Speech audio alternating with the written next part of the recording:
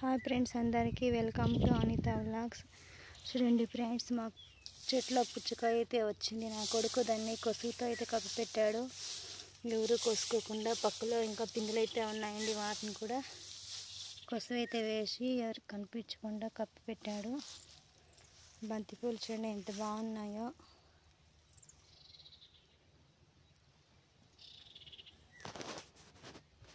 టమాటా తోటల చుట్టూ అయితే బంతిపూలు అయితే నాటామండి. అవైతే బాగా వచ్చాయి. బంతిపూలకి అయితే ఇప్పుడు రేట్ అయితే ఉంది, కాకపోతే మేము నాటలేదండి.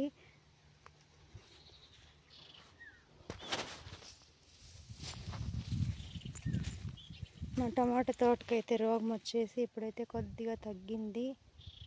ఇంకా ఒకసారి మందు అయితే కొట్టాలి. తీగలు కట్టేది కొంచెం అయితే ఉందండి. తీగలు కట్టేసిన తర్వాత అయితే మందు కొడతాము.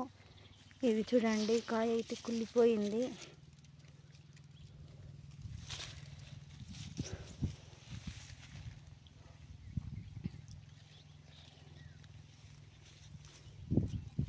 ఈ టమాటా తోటకైతే ఇప్పటికే 1 లక్ష రూపాయల దాకా అయితే ఖర్చు అయితే అయ్యిందండి.